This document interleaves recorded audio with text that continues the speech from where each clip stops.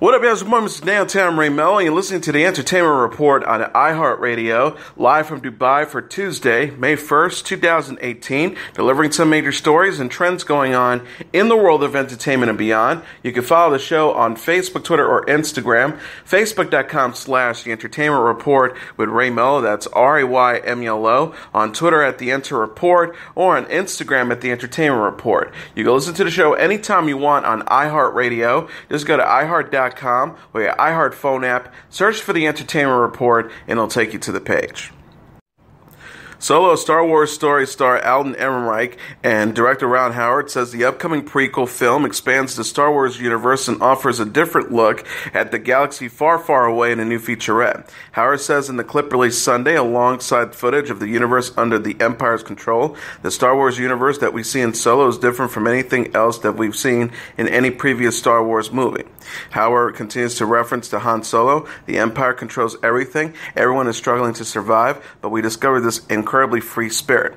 Ehrenreich says of how the film explores Han Solo's origins and shows how he becomes the charming but rough around the edges smuggler from the original films. He says you end up getting to see how this guy got to be the way he is. He continues by saying it's all part of the great expansion of the Han Solo world. The featurette also includes new footage not seen in any trailers that include shots of Han Solo talking with Lando Calrissian, played by Donald Glover, while playing cards. Han Solo being confronted by a water creature, and Han Solo trying to survive on the battlefield as the Empire wages war. Solo, a Star Wars story, is set to arrive in theaters on May 25th. Emilia Clarke, Woody Harrelson, and Tandy Newton also star.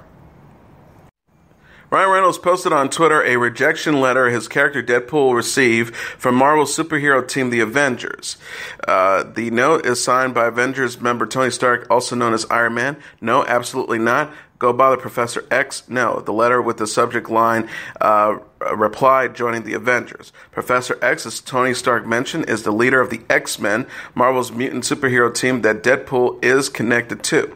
Reynolds says, from a guy who never knows when to quit, I'm glad you guys never did. Congrats, #Avengers. Seemingly in reference to the box office take of the latest Avengers film, Infinity War, which became the #1 film in North America by earning $250 million. The number is a new domestic box office record for the biggest opening weekend, putting Infinity War ahead of Star Wars The Force Awakens, which earned $248 million in its first week. Reynolds will next be seen in Deadpool 2, which is set to arrive in theaters May 18th. The latest trailer for the film features the foul-mouthed mutant poking fun at other superhero films from Marvel and DC, including how actor Josh Brolin stars in Deadpool 2 as Cable and in Avengers Infinity War as Thanos. Michelle Pfeiffer is set to star in Disney's upcoming sequel to Maleficent 2 that will again feature Angelina Jolie in the title role. Pfeiffer will portray a queen in the film. The actress will be joined by series star Ellie Fanning and by Ed Serkin, new to the franchise, who will play a villain. Joaquin Ronning, co-director of Pirates of the Caribbean, Dead Men Tell No Tales, is helming Maleficent 2, based on the screenplay by Jez Bowerworth and Linda Wolverton. The first Maleficent, released in 2014, featured Jolie as a Sleeping Beauty villain and told the fairy tale story from her perspective. No plot details about the sequel have been released. The first film grossed $758 million at the global box office. Pfeiffer will next be seen in Marvel's sequel Ant-Man and as the Wasp, as Jane Van Dyne, the mother of series star Evangeline Lilly's Hope Van Dyne, and the wife of original Ant-Man Hank Pym, played by Michael Douglas. Pfeiffer had her 60th birthday on Sunday. American Gods will return for a second season in 2019. Neil Gaiman said in a behind-the-scenes video Monday that the fantasy series has started production on a darker, more dangerous season. American Gods is based on Gaiman's novel of the same name. The video shows Gaiman and the American Gods cast filming at the House on the Rock in Spring Green, Wisconsin. The show airs on Starz in the U.S. and streams on Amazon Prime Video outside the U.S. Gaiman says in the clip, "Hello, I'm Neil Gaiman. I'm at the House on the Rock. American Gods is coming back for a new season, and we have just started production. Things are going to get dangerous and darker." Gaiman also posted a photo of himself with Ricky Whittle and Ian McShane, who play Shadow Moon and Mr. Wednesday, and other cast members. The author captioned the picture on Twitter. Me, what am I doing? Oh, just hanging out with gods and mortals at the house on the rock. American Gods was renewed for a second season in May 2017. The series co-stars Emmy Browning, Crispin Glover, Bruce Langley, Yetiri Badaki, and Pablo Schreiber. Days of Our Lives was named Outstanding Drama Series at the Daytime Emmy Awards ceremony in California Sunday. The soap opera also picked up prizes for Outstanding Drama Team and Writing Team, while it stars Greg Vaughn and James Reynolds won for Outstanding Supporting Actor and Lead Actor in a Drama, respectively. The Young and the Restless co-stars Cameron Grimes and Elaine Davidson scored the Emmys for Outstanding Supporting and Lead Actress in a Drama. General Hospital's cast member Chloe Lanier took home the statuette for Outstanding Younger Actress in a Drama, and Vern Watson earned the accolade for Outstanding Guest Performer in a Drama. Rome Truman received the prize for Outstanding Younger Actor in a Drama for his work in The Bold and the Beautiful. The Dr. Oz Show won for Outstanding Talk Show Informative. Steve Harvey was honored with Outstanding Talk Show Host Informative for his show for his show Steve Harvey, and Good Morning America was voted Outstanding Morning Program. The Talk was deemed Outstanding Talk Show Entertainment, and the real panelists Adrienne Houghton, Lonnie Love, Janine May, and Tamari Mowry Housley shared the title of Outstanding Talk Show Host Entertainment. The Outstanding Culinary Host Emmy went to Lydia Bastianich for Lydia's Kitchen, and Wayne Brady was recognized as Outstanding Game Show Host for Let's Make a Deal. The Price is Right won for Outstanding Game Show, Judge Mathis for Outstanding Legal Courtroom Program, and A Chef's Life for Outstanding Culinary Program. Hosted by Maria Lopez and Cheryl Underwood, the gala was live streamed online from the Pasadena Civic Auditorium. Tom Hanks and Rita Wilson celebrated their 30th wedding anniversary at a star-studded party. The 61-year-old actor and Wilson, also 61, rang in the occasion with family and friends Saturday. According to People, the couple's official anniversary falls on Monday, April 30th. Media mogul Oprah Winfrey and former President Barack Obama were among the guests in attendance. Actress Goldie Hawn attended the bash with her partner Kurt Russell and daughter Kate Hudson. Martin Short, Ilsa Filsher, Conan O'Brien, and Jimmy Kimmel also turned out for the event. Hawn, Russell, Kimmel, O'Brien, and Short were spotted hanging out together as they waited at the valet. E! News reported Hanks and Wilson celebrated the celebration at their home in Pacific Palisades, California. The sources says that the party began at 7 p.m. and ended around midnight. Hanks was previously married to Samantha Lewis from 1978 to 1987. He shares son Colin and daughter Elizabeth with his ex-wife, and is also parents to son Chet and Truman with Wilson. The actor said of Wilson in an interview with Entertainment Tonight in 2015, "When we first looked at each other, there was definitely a kind of, hey, this is a place. I think the end result is that we got married for all the right reasons." Kylie Jenner threw boyfriend Travis Scott an epic birthday party at Six Flags. The 20-year-old television personality rented out Six Flags Magic Mountain amusement park Saturday in Valencia, California, ahead of Scott's official birthday, Monday, April 30th. E! News said Scott's party paid tribute to Astro World, a theme park in Houston, Texas, that closed in 2005. Scott was born in Houston and grew up in nearby Missouri City, Texas.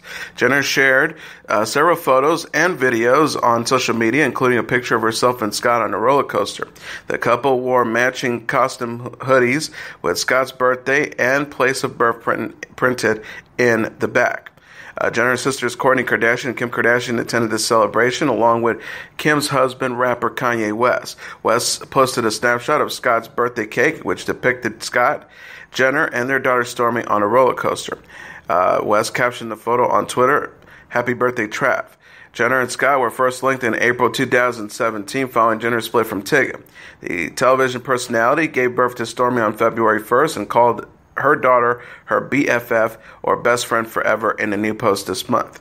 A source told Us Weekly in March, Stormi has brought out a much softer side to Kylie. She's a very hands-on mom. Jessica Simpson is sharing photos from her beach vacation. The 37-year-old singer and designer showed off a look from her vacation closet Saturday during a trip to the Bahamas with her husband, former NFL player Eric Johnson. The picture shows Simpson striking a pose in her walk-in closet. The star wore a black and white bikini top with a black fringe and an orange floral print cover-up. She captioned the snapshot, adding a pineapple emoji. "Vacation closet vibes, take two." Simpson has shared a similar photo Friday while wearing a leopard print bikini and a lace cover-up. She wrote, adding a coconut emoji, vacation closet vibes. TMZ reported Simpson and Johnson are vacationing in the Bahamas. The couple were spotted getting close in the water during an outing to the beach Friday. A source told E! News they have been all over each other at the beach and not shy at all with the PDA. They can't keep their hands off each other. Simpson showed off her blonde wavy hairstyle in a selfie Sunday riding Beachy Blonde. Simpson and Johnson will celebrate their fourth wedding anniversary in July. The couple have a 5-year-old daughter, Maxwell Drew, and 4-year-old son, Ace New. Former couple Gigi Hadid and Zayn Malik were spotted kissing during an outing Sunday. TMZ reported the 23-year-old American model and 25-year-old British singer were seen making out in New York. Hadid wore sunglasses and a black coat as she cozied up to Malik in Soho, according to Hollywood Life. Malik sported a puffy black jacket, red hoodie, and a new shave hairstyle. A source previously told the publication, for Zayn, even if it's a friendship, he still wants Gigi in his life because she is the only one that really knows him. Malik and Hadid sparked reconciliation rumors earlier this month after Malik visited Hadid at home and was spotted leaving the next day in the same clothes, according to People. The couple had announced their split in March after 2 years of dating. Malik said at the time, Gigi and I had an incredibly meaningful, loving, and fun relationship, and I have a huge amount of respect and adoration for Gigi as a woman and a friend. She has such an incredible soul. Malik confirmed on the April 13th episode of On Air with Ryan Seacrest that his new single, Let Me, was inspired by Hadid. He said of the song, I was in love, and I think that's pretty evident. I was inspiring to be in love with someone for the rest of my life and the rest of theirs as well as we all do. Boy band NSYNC was honored with a 2,636 star on the Hollywood Walk of Fame Monday. Group members Justin Timberlake, Lance Bass, Jay-Z Chazé, Joey Fatone, and Chris Kilpatrick reunited to attend the ceremony in Los Angeles where the star was unveiled. Timberlake said, "These 4 guys mean so much to me. We're really a family, and the memories that we have and the times that we shared and the families that we've built from it, I don't think I could really put into words how much the 4 of you mean to me." During his speech, Bass discussed the difficulty of keeping his sexuality a secret during the height of the band's popularity. Bass says, "I thought if I came out, NSYNC would be over, so I kept my secret and our wildest dreams were coming true. But so many nights on stage, I'd see young gay fans singing their hearts out, and I just wanted them to know I was you. I just didn't have the strength then." The rest of the group offered thanks to their family and friends, and Kilpatrick assured that his 6-month-old son, Nash, that his former bandmates would be a present in his life. Kilpatrick said, "Nash, you've got some of the best uncles on the planet here. If you ever got any problems, you got them." NSYNC sold more than 30 million records in the United States and 42 million more in the rest of the world. The group's first single, I Want You Back, released in 1996, reached in the top 10 in 3 weeks and remained there for 8 weeks. The group released its final album, Celebrity, in 2001 before they stopped performing together in 2002. Talk show host Ellen DeGeneres, on hand on the ceremony, joked about the origins of its name. DeGeneres says they actually got their name from a comment Justin Timberlake's mom made about their singing. She said when they sang, they sounded in sync. You're very, very lucky because if my mother named your band, it would have been called Stop That Racket, I'm Trying to Watch My Stories. Carson Daly, who hosted MTV's Total Request Live during the height of NSYNC's popularity, also spoke out about the entertainers. Daly said, I was one of the very lucky people who got to hang out with these guys when the entire world wanted to hang out with them. I'm honored to be here for yet another milestone in the career of NSYNC. And now let's take a look at what happened on this date in entertainment history. On this date in 1941, Citizen Kane is released. Months before its release, Orson Welles' landmark film Citizen Kane began generating such controversy that Radio City Music Hall eventually refused to show it. Instead, Citizen Kane, now revered as one of the greatest movies in history, made its debut at the smaller RKO Palace Theater on this date in 1941. By the time he began working on Citizen Kane, the 24-year-old Welles had already made a name for himself as Hollywood's enfant terrible. His first found success on Broadway and on the radio.